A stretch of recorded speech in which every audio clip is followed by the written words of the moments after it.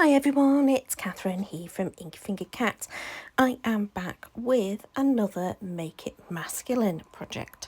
So at the beginning of the year, set myself a self-inflicted challenge to push myself to make more cards for boys, adult boys and non-adult boys. Child, I couldn't think of the word child. So I am trying to do one card a month. Actually, on the previous months, I think all of them have managed to make at least two. But this time I am only making one. I gave myself the theme of vintage and went digging through my supplies and found these really, really old, so vintage, paper artsy stamps. I think I bought them secondhand from my friend Chris. And yeah, I've not really used them very much at all because I sort of stopped doing art journaling and they're sort of more suitable for that. But I thought, oh, I could make some cards with this. So I grabbed some brown cardstock and I'm going to make a slimline card because I quite like making slimline cards for these masculine ones. I've done it a couple of times so far. So I think this is the third time I've gone for a sort of DL sized card.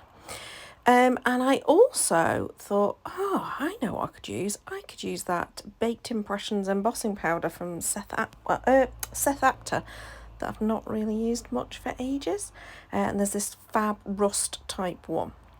So I started off with the brown. I did a whole load of random stamping using both the VersaFine Black and the Early Espresso from Stampin' Up. Then I stamped the clock, the very large clock image, a few times using the VersaFine, and then I heat embossed with the rust. Now you can see it's sort of like this weird embossing powder that kind of goes all sorts of different kinds of textures. And then what I did was I just created little puddles of the textures onto the cardstock, and I'm heating it from behind to start off with. And then I'm going to heat it from the top because now I know that the fluffy bits are probably attached to something that's melted.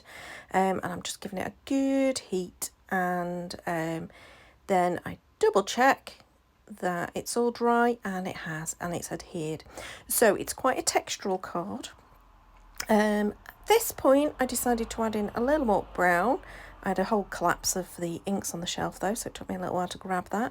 And I grabbed the good old vintage photo because it's the one that I use the most really. So I've decided that that's going to be my background panel, and I'm pretty happy with that. I decided to add in a bit more texture again, and this time I've got this waxed thread. So I wrap it 3 times and adhere it with the red line tape, and then I cut off those extra bits and I add those going across the card panel, so they're in all different directions. Again, just adds interest. I think these are the easy cards to make for men, I think, because it's just a bit of mixed media and a bit of fun really.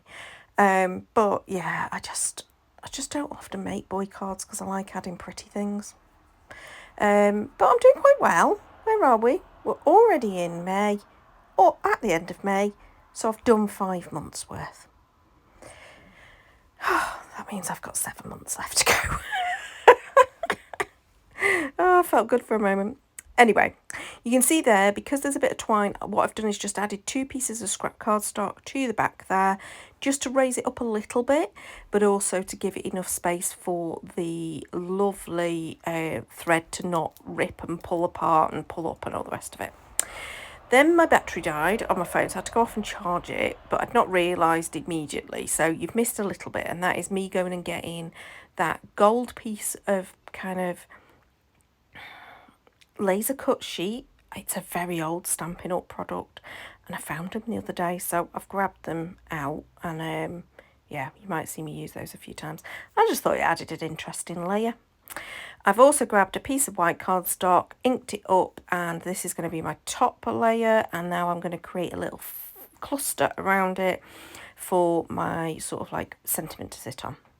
So first of all, that stamped one was again from that stamp set, and then these are a very old set of sort of vintage pictures that are brilliant for just cutting out, and then you ink up the edges, and they're like little pieces of ephemera.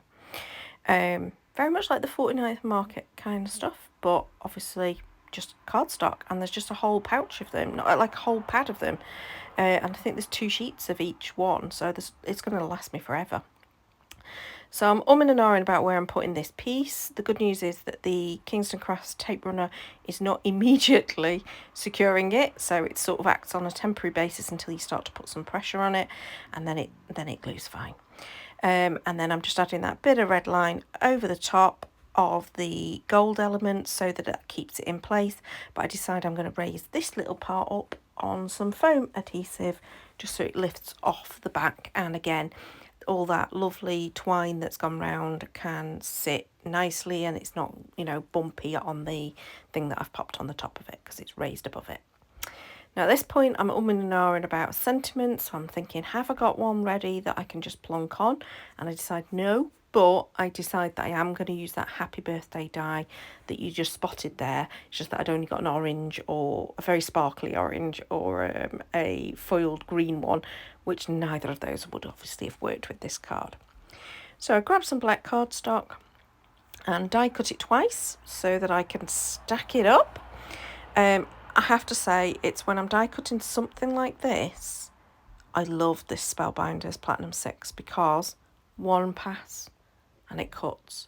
And on my old Big Shot, I'm not joking, that I'd have gone through 3 times at least with an extra shim before it would have actually cut it all. So with something this sort of like fine, especially with not a great quality cardstock that I'm using for this, because it's just basic black cardstock. I can't even remember where I got this particular one from.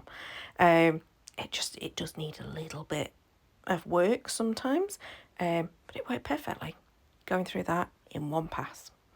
So I decided that would do. I did and ah about whether I would put the rust embossing powder on this, but I decided it would sort of like merge into the background a little bit too much. So I kept it to the bold black. And now I'm going to create myself a little insert. So I have some quite thick paper. It's definitely paper, not cardstock. And I'm just going to quickly ink it up. I don't do a very precise job. I don't mind that I ruffle the edges because obviously the whole thing is vintage. I'm going to ink the edge with that early espresso, and you saw there I got like a little blob on it, which was not intentional, but it's absolutely fine. And then just took a couple of those stamps again and just added a bit of stamping to the edges just to, you know, make it look in keeping with the rest of the card. Job's a good one. So there you go, another one of my masculine cards. I hope you're enjoying this series, and please do give me any hints and tips you've got on making masculine cards, because as I say, it's just not my comfort zone.